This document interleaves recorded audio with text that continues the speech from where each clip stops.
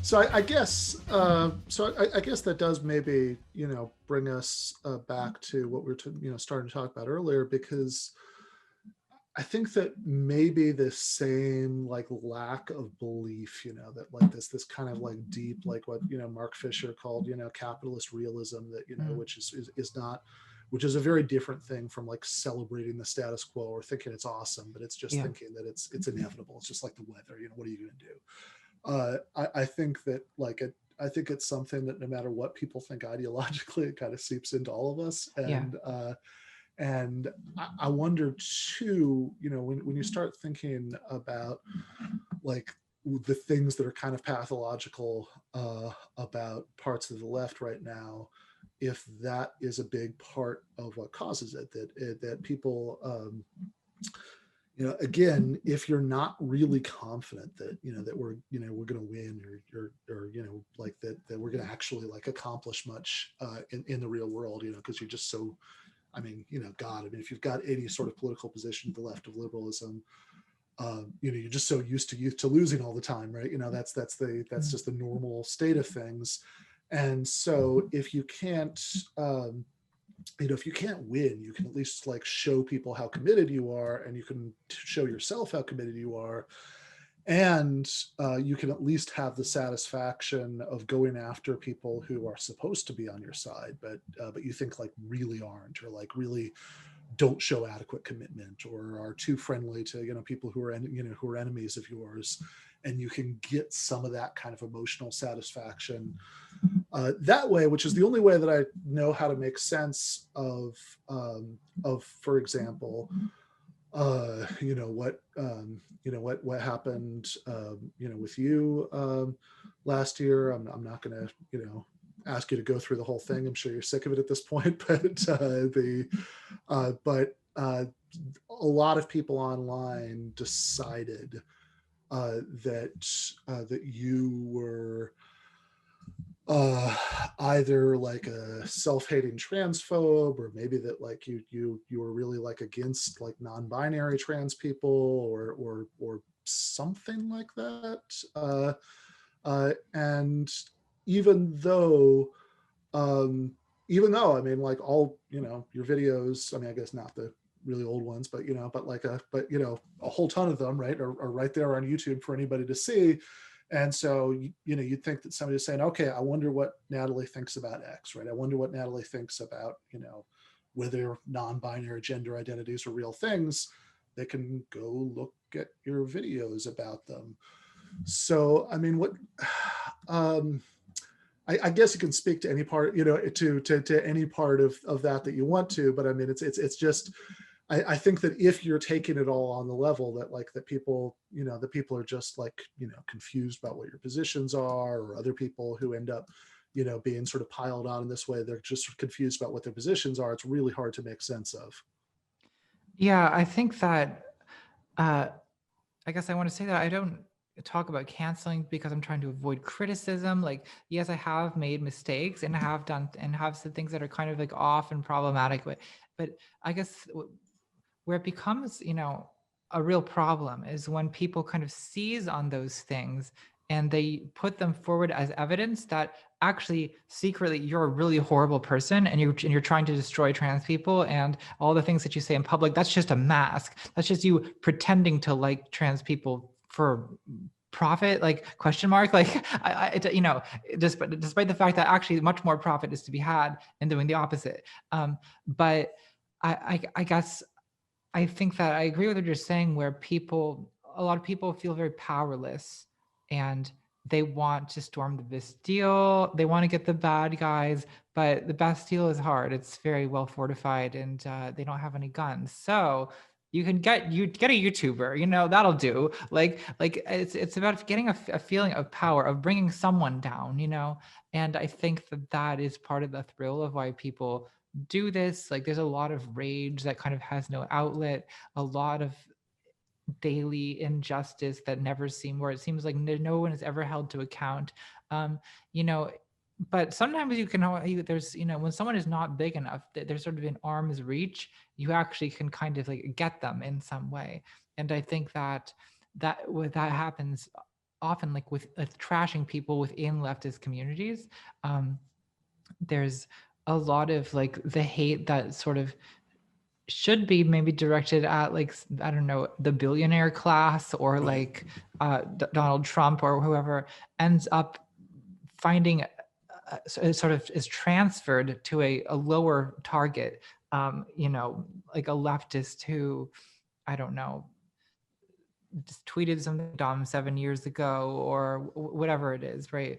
Like it becomes, I mean, there's that element of it. I think the transfer of frustrations, and then there's also, I think, a kind of well, it's sort of a failure to abolish the police within, right? Like we Right. sort of learn from the way that power exercises itself in our world, and then we kind of reiterate those forms of power and domination in our own communities without necessarily being super reflective about it. Uh, you know, I guess the guillotine is a great metaphor for that, actually, because you know, the monarchy in France, like corporal punishment and execution was like, that was how the kings maintained power, was with these big displays of torture and execution of traitors, right?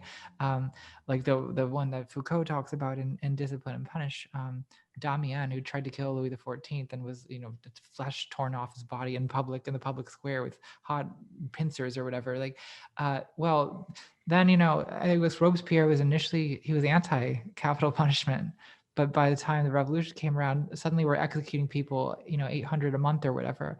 And I think that uh, the desire to punish, you know, even as we, the desire to kind of, I don't know, the sort of surveillance over each other, Mm. and the kind of reporting of crimes, and you know, desire to punish. And it just seems to come I've heard people argue that it comes from a sort of internalized uh like internalizing the police state or something like that. Yeah.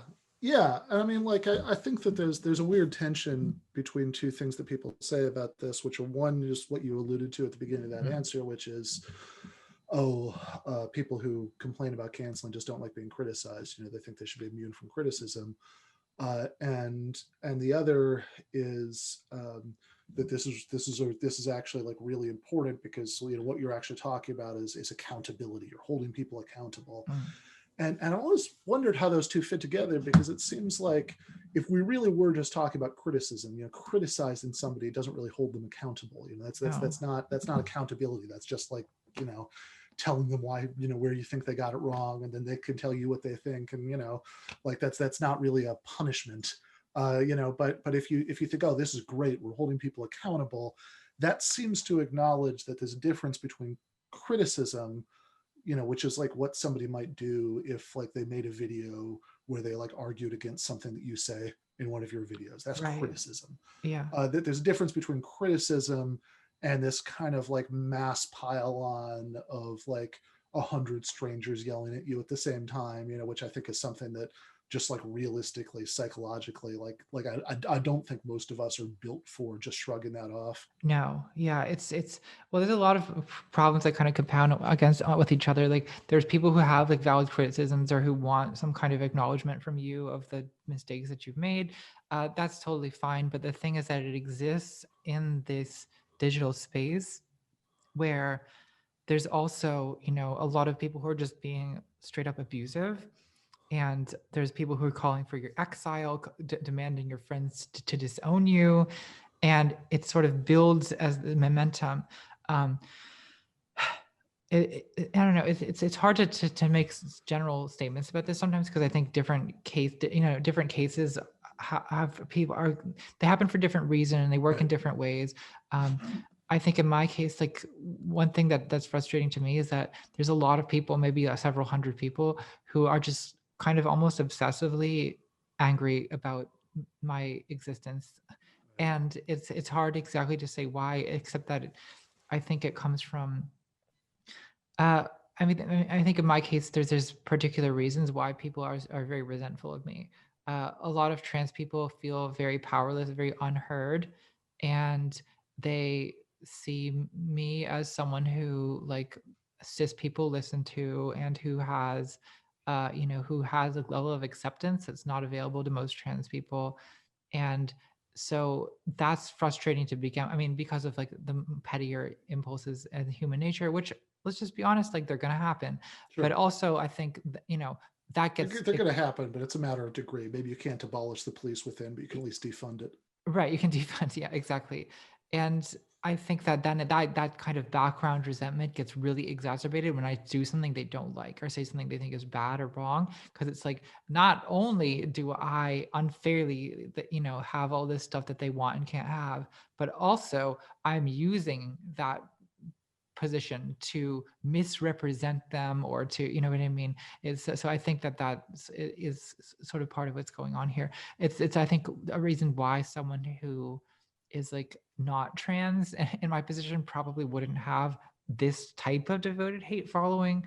um but I also think that, obviously, like, I'm not the only one like, literally anyone who is involved in like media these days, journalism, any kind of activism, is aware of this kind of problem, and is kind of lives in some level of fear of having a mob come after you online. Yeah, and again, I mean, this is something I think it's like very easy for people to say, "Oh, whatever, log off. What do you care?" Right? It's Yeah. not gonna hurt you.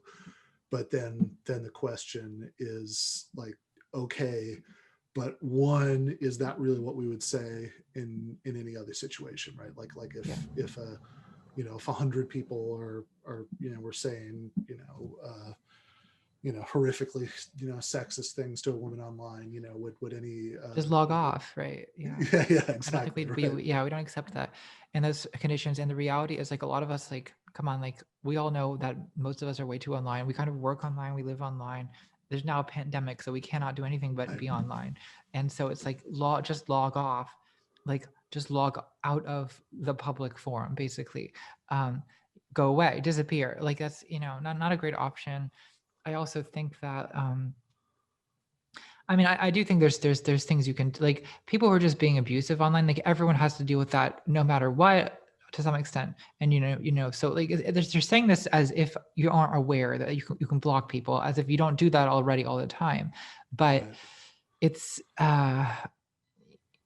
I've had an issue where anytime, like, someone will say, like, I don't know, they're having me on their podcast, for example, on Twitter, and then like someone will respond to that being like, "Oh, ContraPoints is a transphobic turf," blah blah blah blah blah, and it's like, it's just harder to not constantly run into it. And the reality is that the human brain has never, in the history of our species, had to deal with criticism on this volume Right. than it has to do now. And I don't think anyone really, me included, understands how to deal with this or what the implications are.